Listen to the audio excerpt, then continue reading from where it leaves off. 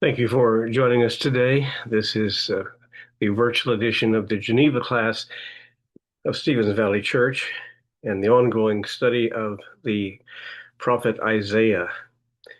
We looked previously at Isaiah 53, which describes the work of the servant of God. I think that it definitely is a reference to Jesus Christ and his work of forgiveness of sin and resulting in the righteousness that we have in him before God. 54 is a little bit difficult to apply and understand. We'll do the best we can today with it. I think the point is whenever, wherever you are, if you're a believer in God and a follower of the servant of God, this will have meaning to you. So thank you again for your interest. And I hope that you find our program today, our study today, to be interesting and profitable.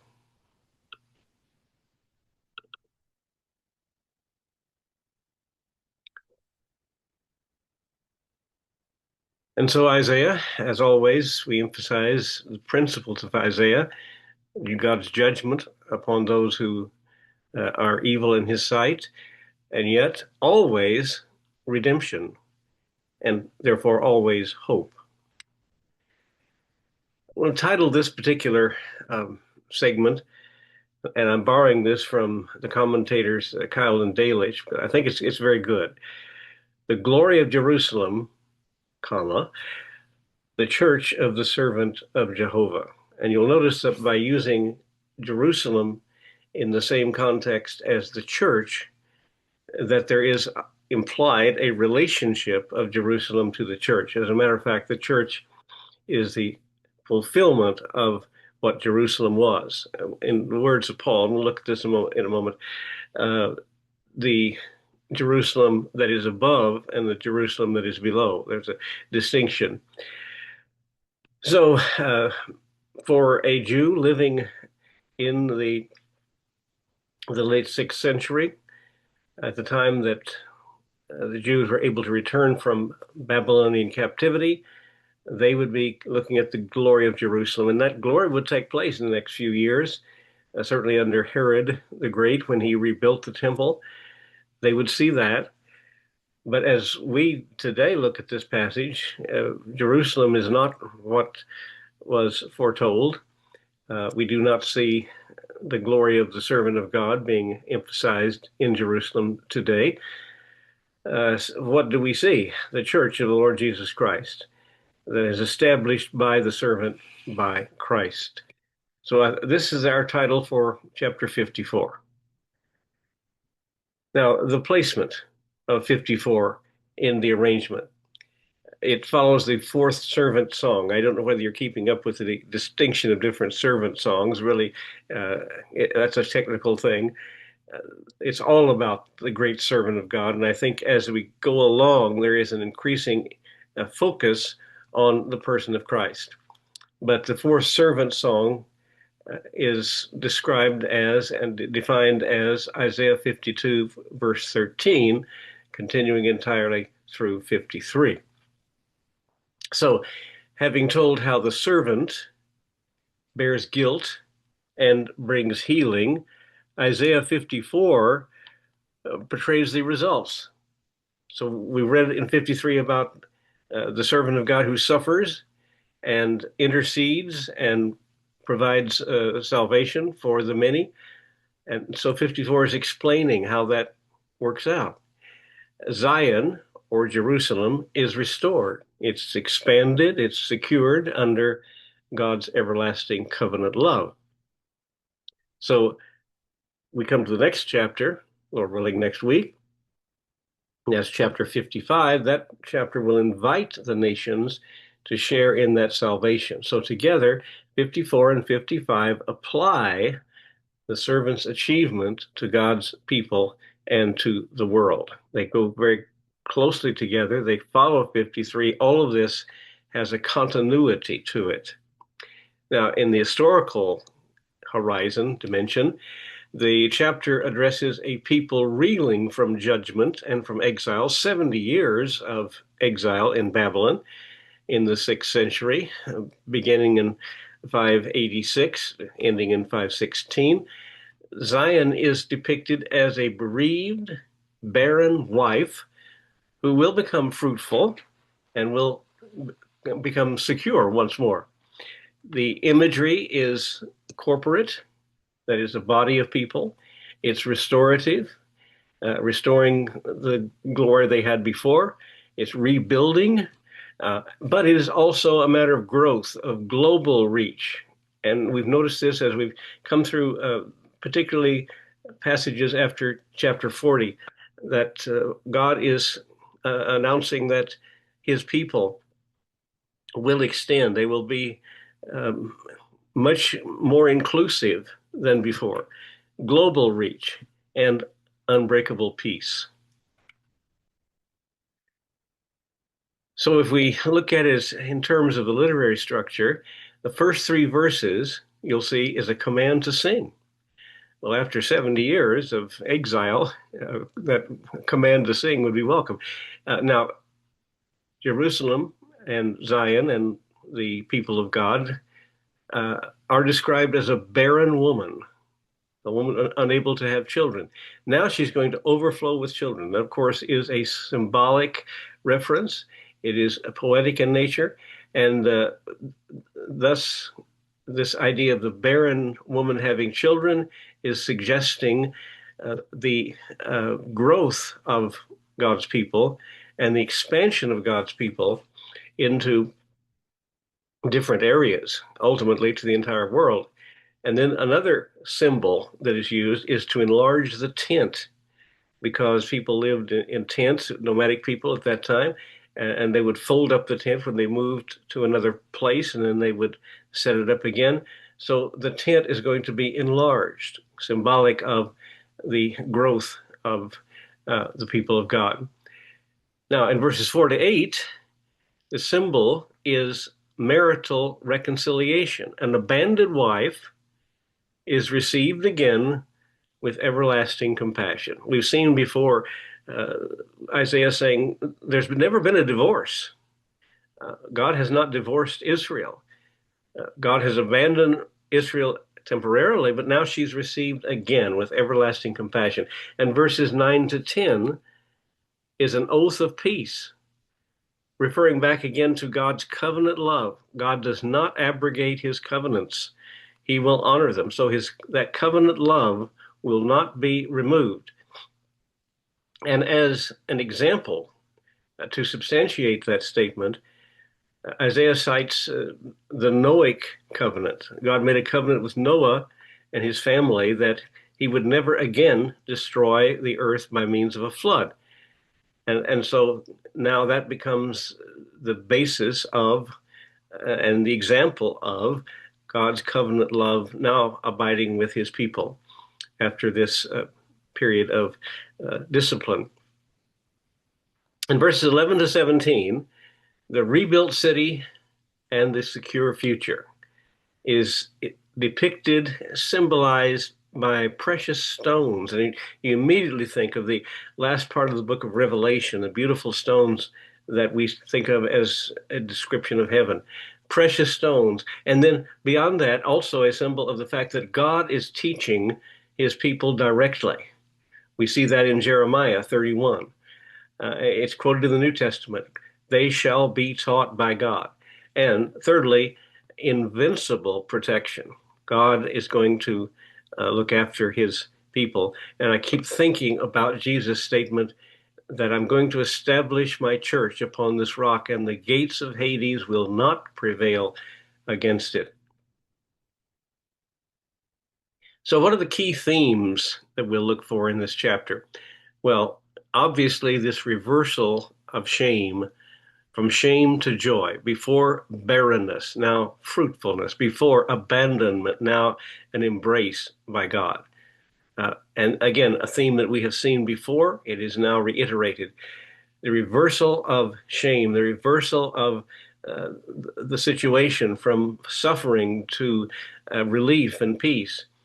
Secondly, this theme that is so important that we emphasize again, the expansion to include the nations, uh, stated poetically as spread out to the right and to the left, which is a Hebrew idiom to indicate the expansion in all directions. And then everlasting love. The Hebrew word for love is chesed.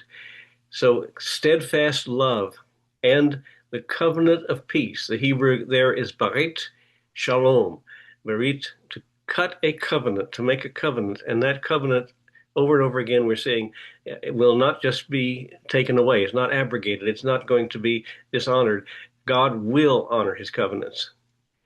And it's a covenant of peace, shalom, and all that shalom means. And then the fact that it's going to be instruction from God. All your children will be taught by the Lord. All of the children of God will be taught by the Lord. Something to think about. And righteousness from God becomes the foundation of security. This righteousness, I wish that we could spend more time defining righteousness in God's terms. It's so important. Paul talks about that the righteousness of God is revealed in the gospel. The righteousness of God is absolute. The righteousness of God is pure.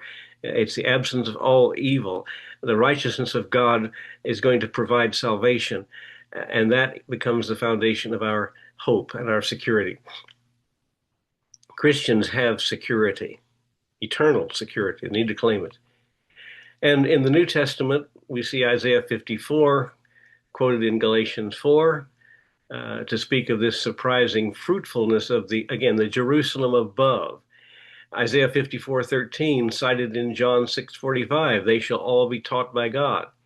And this concept of the jeweled city in verses 11 and 12 will resonate with Revelation 21. With that in mind, let's look at the text. Again, I would like for us to read the entire text, and then we'll come back to a verse-by-verse comment. Now, there are not many verses. There's 17 of them. So we'll see how that is going to be explicated and put together. And I hope not miss any of the major points that Isaiah is emphasizing. Sing, O barren one who did not bear. Break forth into singing and cry aloud, you who have not been in labor. For the children of the desolate one will be more than the children of her who is married, says the Lord. Enlarge the place of your tent.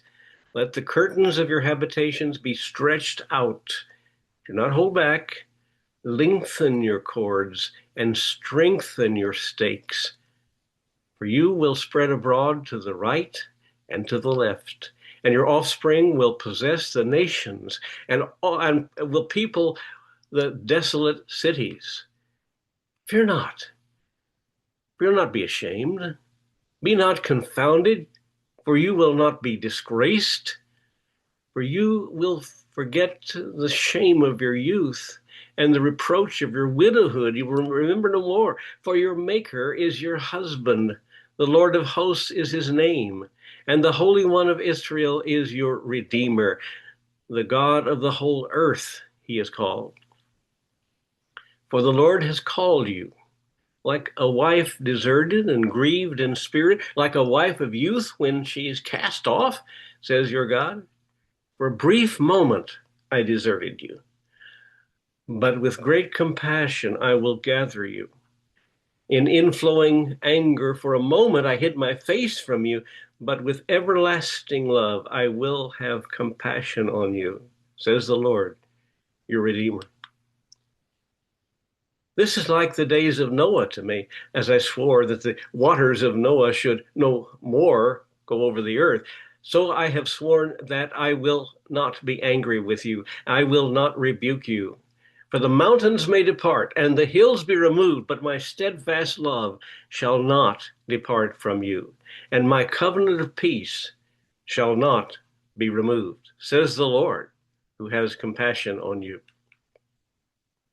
O afflicted one, storm-tossed and not comforted. Behold, I will set your stones in antimony and lay your foundations with sapphires. I will make your pinnacles of agate, your gates of carbuncles, and your wall of precious stones. All your children shall be taught by the Lord, and great shall be the peace of your children. In righteousness you shall be established.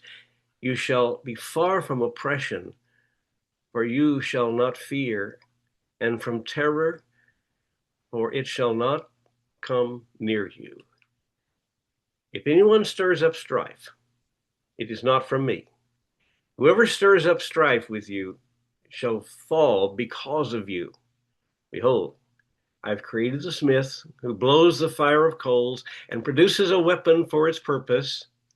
I've also created the ravager to destroy. No weapon that is fashioned against you shall succeed, and you shall rebuke every tongue that rises against you in judgment. This is the heritage of the servants of the Lord, and their vindication from me, declares the Lord. It's a beautiful and powerful chapter that we've just read in chapter 54. So let's do a verse by verse commentary now. First of all, this is a joyous verse. It starts out by saying, "Sing, O barren, who did not bear. More are the children of the desolate than of the married."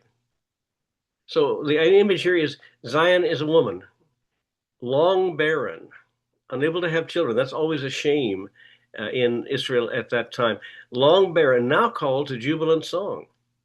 Barrenness in Scripture signifies helplessness and shame, but God's intervention brings that which is impossible, namely life.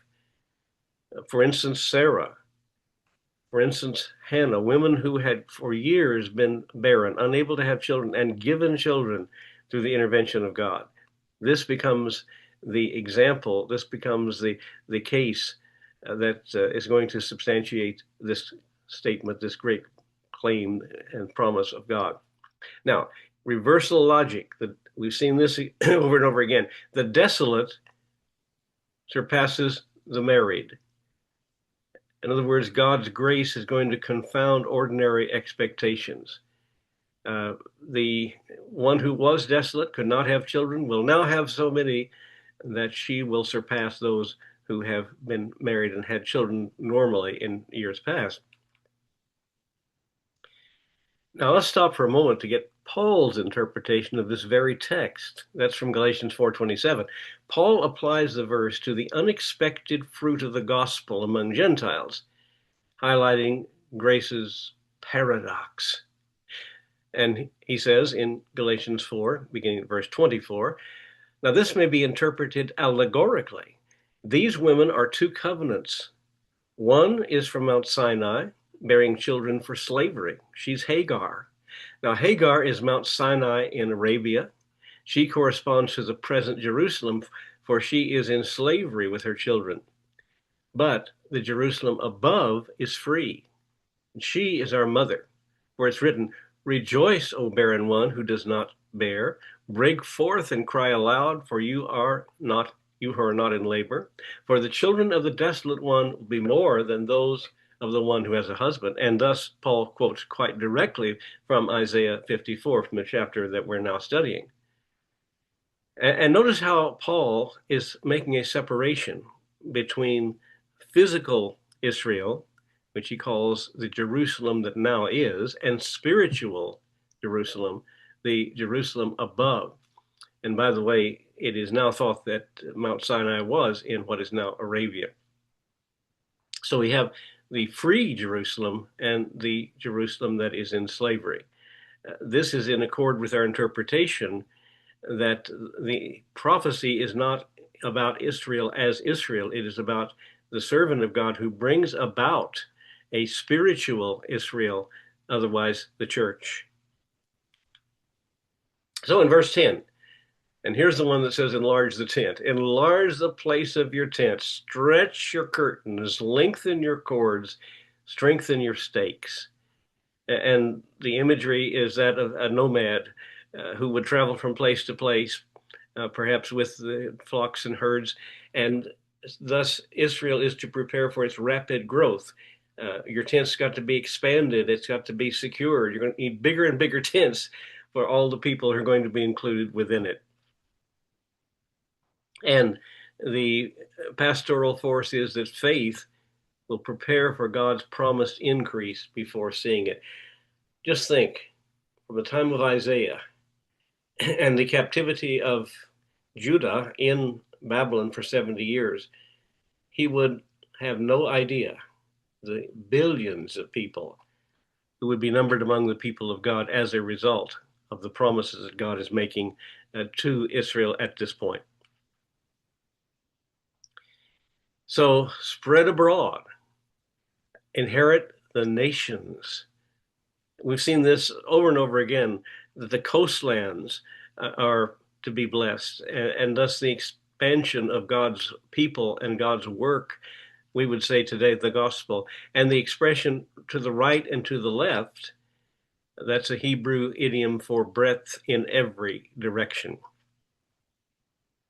You're going to possess the nations. There are so many books that illustrate how the gospel spread through Europe, the Christianization of Europe, for instance, and through North Africa and parts of Asia. And now I hear that the entire world has had the gospel preached to it. Not everybody yet has accepted it, but millions, even billions of people have. Zion's family will have a global scope, and desolate cities will now be inhabited. Judah's ruins will be rebuilt. That, of course, becomes symbolic of the spread of the gospel throughout the world. So devastation is not the last word. As we move into verse 4, fear not, you will forget the shame of your youth and the reproach of your widowhood. The trouble and the tribulation and the suffering and the persecution, the horrible things that have happened to you in the past will be forgotten in view of the blessings that God has in store. And you have two kinds of shame: youthful disgrace, the shame of your youth, and widowhood, the reproach of your widowhood. They are going to be lifted. You're going to forget it, because in contrast to it, you're going to be comforted. You're going to experience the covenantal love of God. God addresses the trauma not by minimizing it. Doesn't say that it didn't happen, but by promising durable restoration. And then the symbol of your maker is your husband.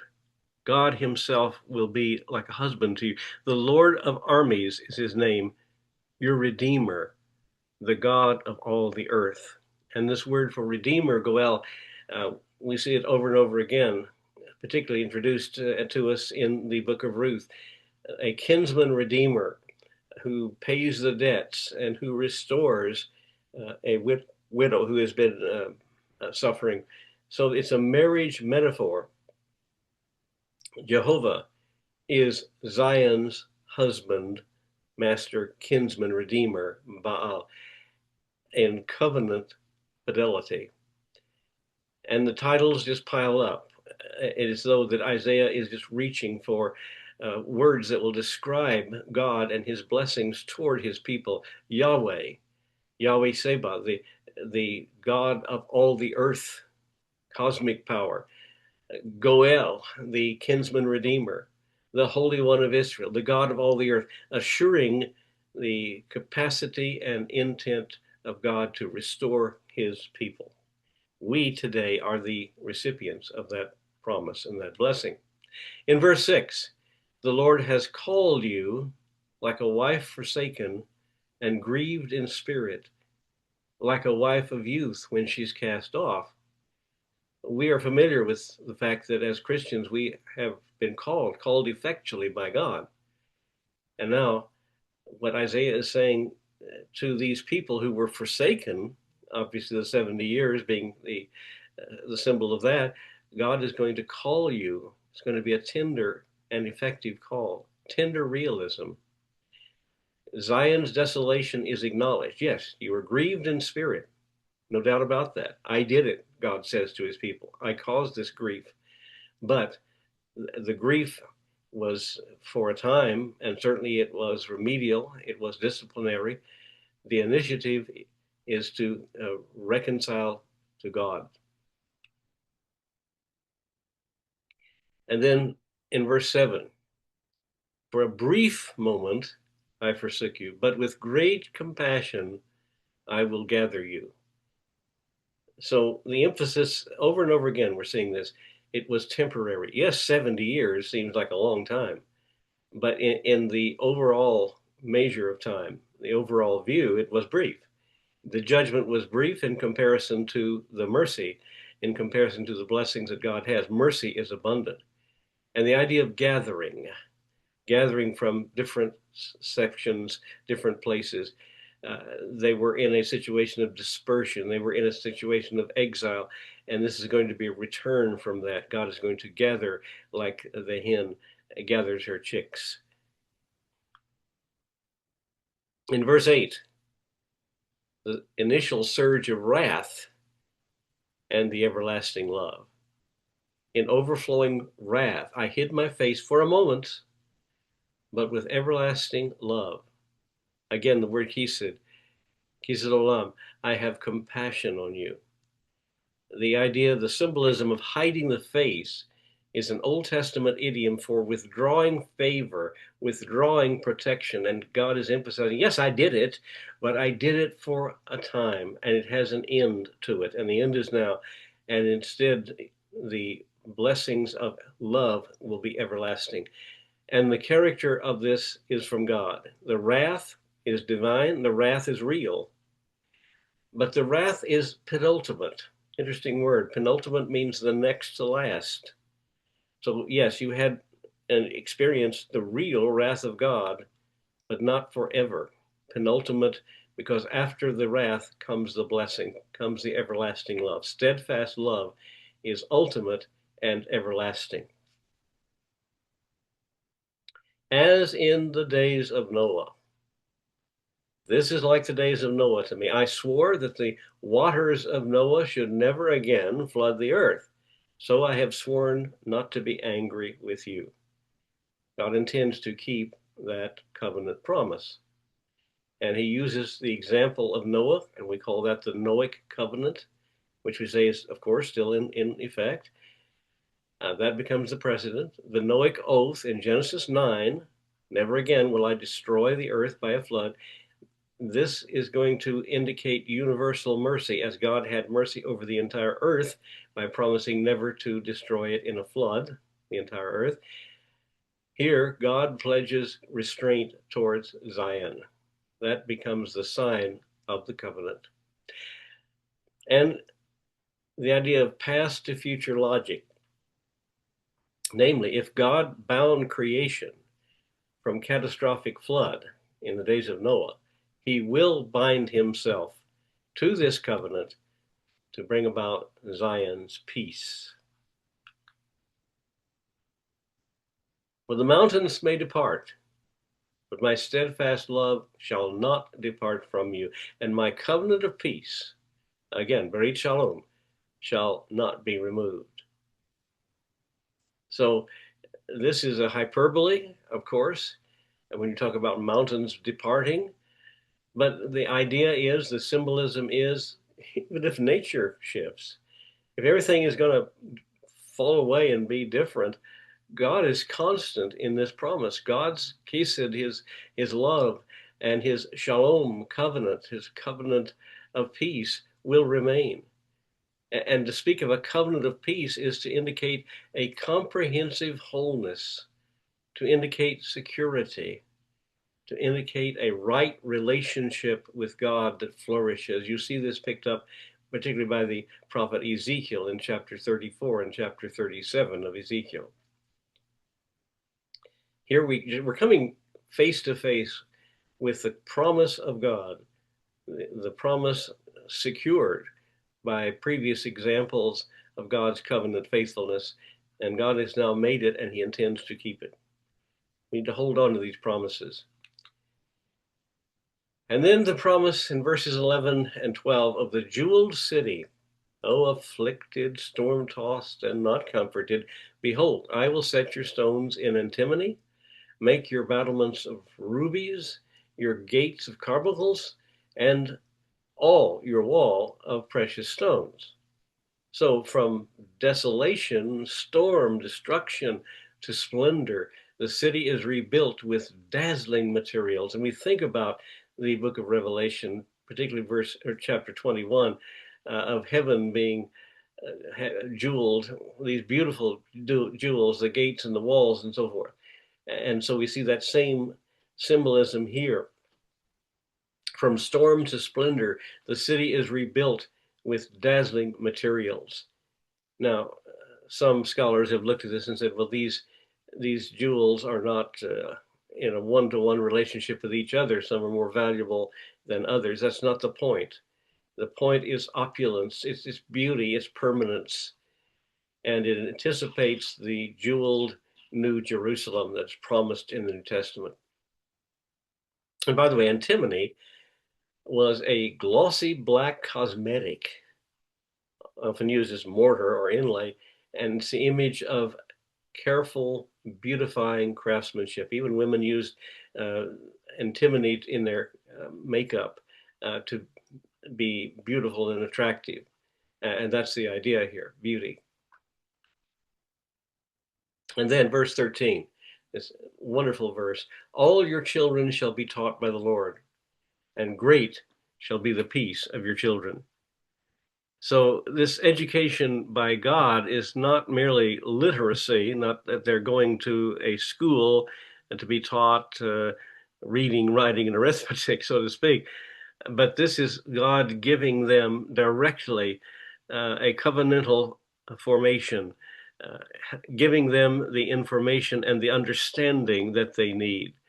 We have to be taught in order to comprehend the great and wonderful truths of God. They are not things that can come naturally. They have to come directly from God. Now, interesting note, in the Qumran text, Qumran was that society that left Jerusalem just prior to its destruction, went out to the Dead Sea area and established at Qumran this community where people could live perhaps and avoid the dangers of the Romans when they invaded. They didn't permanently, but this is the Essene community. And in their text, they don't translate this as children, but your builders. Your builders.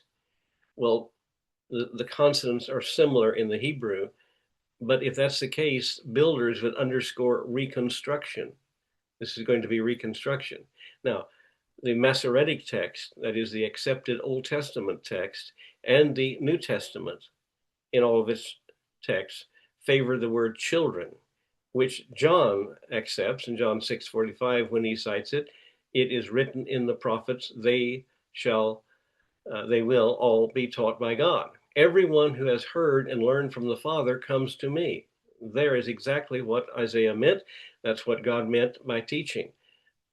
People will hear, they will learn, and as a result, they will come to God. But the fact of any word suggesting the word of reconstruction is quite appropriate.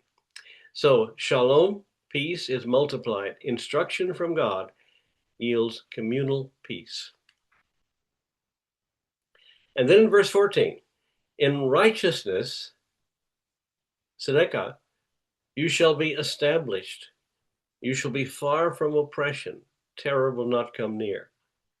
Again, the righteousness of God is really the foundation. It's the key to our relationship to God. That foundation in righteousness, carrying forth the idea of right order, right life, justice, that is the city's footing. That's what it's based upon. That's what our lives are based upon as Christians, the righteousness of God. I'm not ashamed of the gospel of Christ, for in it the righteousness of God is revealed from faith to faith. And the security promise, freedom from oppression and fear, flows from being rightly aligned with God. So important. And verse 15, an interesting statement. If somebody stirs up strife, which of course we understand God's people do encounter strife continually, but what God is saying to his people here is, it's not from me. I didn't do it. Whoever assembles against you shall fall because of you. It's not ordained. God, of course, in one sense, ordains all things, but the point is, it's not ordained to happen as a disciplinary action on the part of God that would imply that you are in a sinful situation. It may be a test, but it is not something that I have brought about uh, as before when you went into Babylon. So it sets a theological boundary. Future hostility, he wants them to understand, is not divine judgment. God is not the author of the assault, and he will frustrate it. That's an important truth for us to understand in the progress of the church.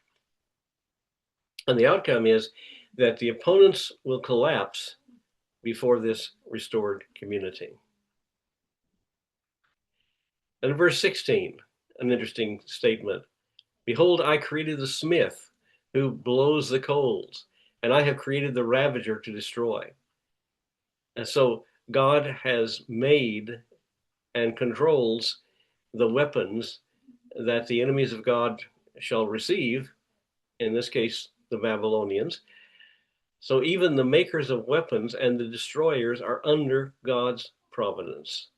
And the implication is no human violence escapes God's leash. Therefore, threats cannot nullify his purposes. And so, no weapon formed against you shall prosper. Every tongue that rises against you in judgment you shall refute. This is the heritage of the servants of the Lord, and their righteousness is from me. What is he saying here? The idea is it's total protection. God is caring for you. God is all powerful. You have nothing to fear. There are physical and legal assaults, but they're neutralized. Their weapons, their tongues are neutralized by God. For whom? Who's going to receive this protection? The servants of the Lord. And this is a circle that's widened and widened and widened as a result of the servant's work. That widening of the circle, that growth of the tent, so to speak, this expansion, which was prophesied over and over again by Isaiah and by other prophets, is the progress of the gospel throughout the world. And then righteousness that is in fact a gift. It's a gift of God's grace. Their righteousness is from me. It is not righteousness that I earned. It's not a result of my work or your work. It is directly from God, or the vindication is from me. God is the source of your status, of our status, and the source of our stability. Now, let's go back over some of these major points. I don't want us to forget any of these important points from the servant's work. And I believe at this point, the servant is primarily, maybe exclusively, Jesus Christ. From the servant's work to the people's restoration, chapter 53 explains how God deals with our guilt. And chapter 54, following that, shows what that achieves. And the symbols are beautiful, and the symbols are effective. A renewed marriage with God, fruitfulness, a reach that is now global in extent, and peace, shalom. And secondly, that peace is coming to us in the form of a covenant. God's promise is framed as a barit shalom, a covenant of peace, echoing the prophetic hopes, as we see in Ezekiel and other places, and anticipating the New Testament's language of peace through the Messiah. Check what Paul has to say in Ephesians chapter 2, particularly verses 14 to 17. And thirdly, righteousness as a foundation for our lives and our destinies, but it's also a gift. The city is established as righteousness and established in righteousness.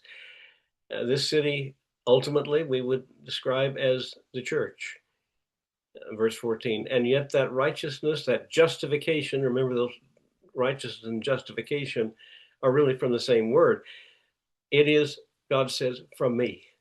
It is from me directly, not from you, not from any man, not from any other source, but from me. Stability rests on the God-given right standing and right order. And then the missionary expansion, which we see with this wonderful symbol, enlarge the tent, verses 2 and 3, which anticipates the inclusion of the nations. And how wonderfully true that is. The Abrahamic promise, all the way back to that time, that you'll be the father of many nations, it resurfaces. Innumerable offspring and a blessing to the entire world. And point 5, you're going to be taught by God directly. God is going to personally and directly teach people. The hallmark of the restored community is being taught by the Lord, resonating with new covenant motifs. They shall all know me from the least to the greatest, as Jeremiah teaches in Jeremiah 31. And it's wonderful to think about the fact that we personally are taught by Almighty God. And then 6, unshakable love. Even cosmic upheavals cannot erase God's chesed, God's covenant love. Judgment is bounded. Steadfast love is unbounded. And finally, the city imagery and eschatology. The jeweled Jerusalem signals not only post-exilic rebuilding of the physical city, which it did, but also the ultimate city of God, the Jerusalem above that Paul talks about and what we read about in Revelation 21, where beauty, righteousness, and peace are consummate. And so just to reiterate and to cause us to think for a moment, there are some key words in Hebrew, and I don't necessarily think we need to memorize all these words in Hebrew, but barren and desolate. The idea that experience of shame is reversed by divine promise. Very important idea. And the idea of maker and husband, pairing maker with husband, links creation power to make with covenant intimacy, husband. And great compassions. For a brief moment you suffered, and now there's this eternal compassion. It's a poetic contrast that calibrates judgment and mercy. And then we've seen this over and over again, and I cannot emphasize how important it is, this chesed and shalom, barit shalom, steadfast love and covenant peace. Think of what that means in your life. Think of what it means in the promises that God gives to his people. And it is something that anchors God's vocabulary to his unchanging commitment to his people. And again, to be taught by the Lord. It is formative, it's covenantal instruction. It's not merely didactic content. It's not like a teacher in a classroom. This is God reaching our hearts to help us understand what his purpose is and what our place is in the kingdom. And then righteousness and vindication, the status that is and the security that is derived directly from God. These are basic ideas that we've seen in this chapter.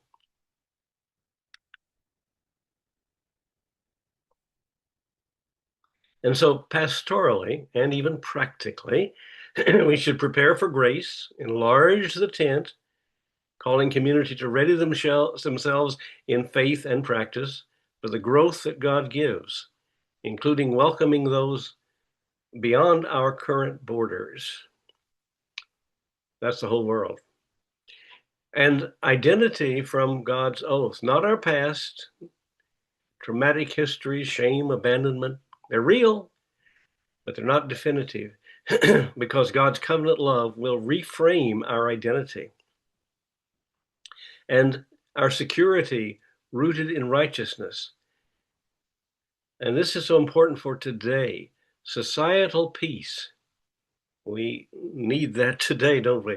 Societal peace flows from the alignment with God's justice and from receiving righteousness as a gift. We need to listen to what God says in His Word. And confidence amid opposition. The weapons and words that are formed against God's people do not finally prevail, and God's vindication will stand. And that takes us to the end of our study today. Powerful, I think you would agree. It's a powerful and beautiful study as we see the application of the great promises of chapter 53. But it continues in the next chapter, and what has been called the seventh prophecy.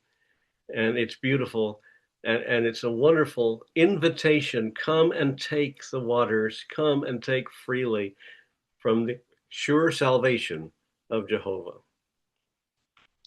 Again, thank you for your interest. Thank you for being with us. We hope this is a blessing to you. And now may the Lord bless you and keep you and make his face to shine upon you and be gracious to you.